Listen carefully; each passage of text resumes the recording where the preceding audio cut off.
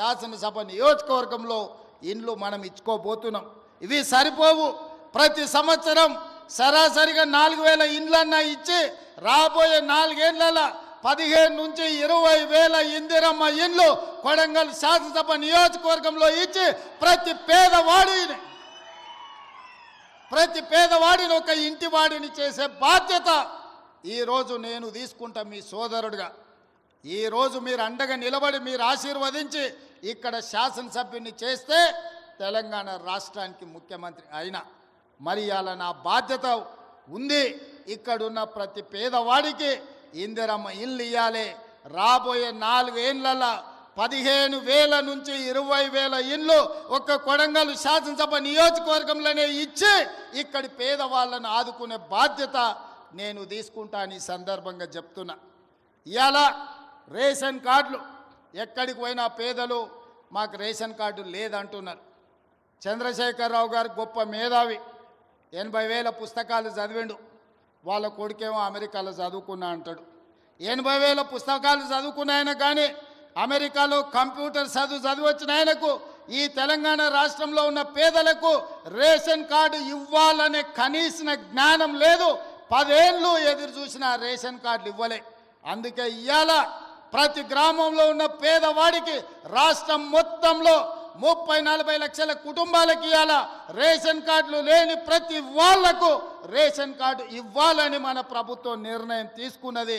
Ration card ఇచ్చిన ప్రతి వాడికి సన్న బియ్యం పంచే కార్యక్రమాన్ని కూడా మన ప్రభుత్వం తీసుకుంటుంది. ఇవాళ రేషన్ కార్డు అనేది పేదవాడి యొక్క గుర్తింపు. ఆధార్ కార్డు ఎట్లనో రేషన్ కార్డు కూడా అట్లనే. ఎక్కడికి పోయినా ఏమున్నా లేకపోయినా పేదవాడిని అధికారులు రేషన్ కార్డు ఉందా అని అడుగుతారు. మరి ఇవ్వాల్సిన అధికారులు గత ప్రభుత్వం 10 ఏళ్ళు రేషన్ కార్డులు ఇవ్వలేదు. అందుకే ఇవాళ మనం ప్రతి గ్రామంలో గ్రామ సభలు పెట్టి గ్రామ సభల ద్వారా మన దగ్గర ఉన్న సమాచారాన్ని ఇవ్వడమే కాదు, రేషన్ కార్డులు రాని వాళ్ళను వివరాలు లేని వాళ్ళను గ్రామ సభలల్లో మీ వివరాలు ఇవ్వండి, మీ అందరికీ రేషన్ కార్డులు ఇస్తామని చెప్పి మన ప్రభుత్వ అధికారులను గ్రామాలకు పంపించినాం. ప్రతి 6 నెలలకు క్రమము తప్పకుండా అధికారులను గ్రామాలకు పంపిస్తున్నాం. గత 10 ఏళ్లలో ఎప్పుడైనా అధికారులను చూసినరా అని నేను అడుగుతున్నా. ఎప్పుడైనా చూసినరా? కలెక్టర్లను చూసినరా? ఆర్డీఓలను చూసినరా? ఎంఆర్ఓలను చూసినరా?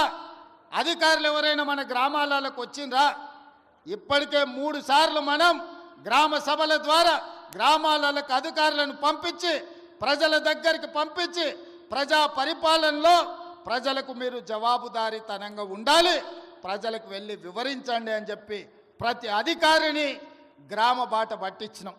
గతంలో పని కావాలంటే ఫామ్ హౌస్కు పోవాల్సి ఉండే, కానీ ఇప్పుడు ఆ విధానం మార్చినాం. ప్రజల దగ్గరికే అధికారులను పంపించినాం, ప్రజల దగ్గరికే ఎమ్మెల్యేలను పంపించినాం, ప్రజల దగ్గరికే మంత్రులను పంపించినాం, ప్రజల దగ్గరికే ఈరోజు ముఖ్యమంత్రి కూడా వచ్చాడు. ప్రజలే రాజులు, ప్రజలే పాలకులు. ప్రజల దగ్గరికి ప్రభుత్వ అధికారులైనా మంత్రులైన ముఖ్యమంత్రులైన ప్రజల దగ్గరికి వెళ్ళాల్సిందే, ప్రజల ముందు నిలబడాల్సిందే అని మన ప్రభుత్వం వచ్చినాక మార్పు తీసుకొచ్చినాం.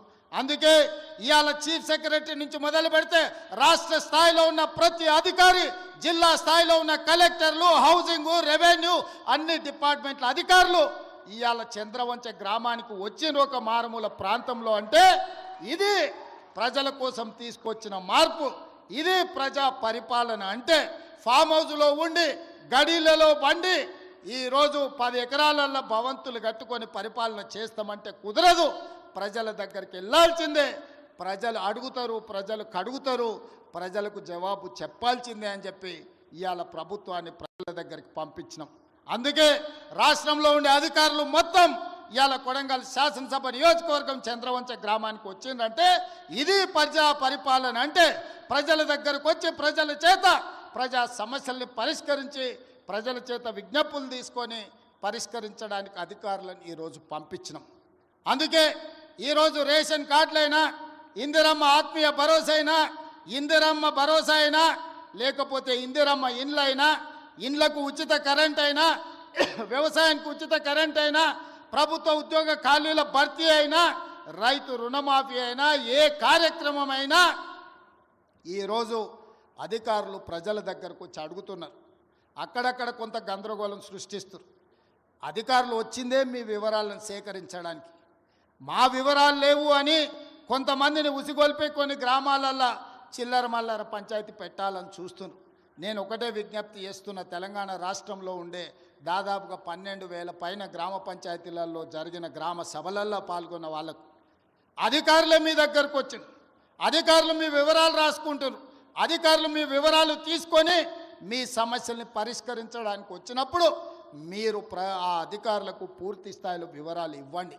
మీ వివరాలన్నిటినీ కంప్యూటర్లో క్రోడీకరించి మీకు అందరికీ సంక్షేమ పథకాలు అమలు చేసే బాధ్యత ఈ ప్రభుత్వం తీసుకుంటుంది. ప్రజలకు జవాబుదారీతనంగా మేము ఉంటాం. ప్రజలు అడిగే ప్రశ్నలకు సమాధానం చెప్తాం. ప్రజలకు సంక్షేమ పథకాలను అమలు చేస్తాం. ఇది రాష్ట్రం నలుమూలలా మీరు గుర్తు పెట్టుకోండి. చెప్పింది చేసి చూపించే పార్టీ ప్రభుత్వం మనది. తెలంగాణ ఇస్తామన్నాం, తెలంగాణ ఇచ్చినాం. 2023లో మనం అధికారంలోకి వస్తామన్నాం, మనం అధికారంలోకి వచ్చి చూపించినాం. ఇవాళ అధికారంలోకి వచ్చిన మనం అభివృద్ధి కార్యక్రమాలను, సంక్షేమ పథకాలను అమలు చేయాల్సిన అవసరం ఉన్నది. అందుకే నిరంతరం మేమందరం పనిచేస్తున్నాం. మీ ఆశీర్వాదం ఉండాలి. ఇవాళ మీరు ఒక్కటే ఆలోచన చేయండి. కొడంగల్ శాసనసభ నియోజకవర్గం ఈరోజు రాష్ట్రం మొత్తం అభివృద్ధి కార్యక్రమాన్ని భుజాల మీద వేసుకొని, ఒక పక్కన గోదావరి నది జలాల మీద కట్టిన కాళేశ్వరం కూలిపోయినా, ఈసారి దేశం మొత్తం మీద కాళేశ్వరం కూలినా 1,56,00,000 మెట్రిక్ టన్నుల వరి ధాన్యాన్ని పండించి 500 రూపాయల బోనస్ కూడా ఇచ్చి ఇవాళ రైతులను ఆదుకున్నాం. 10 ఏళ్ళైనా పాలమూరు రంగారెడ్డి ఎత్తిపోతలు పూర్తి కాలే. 10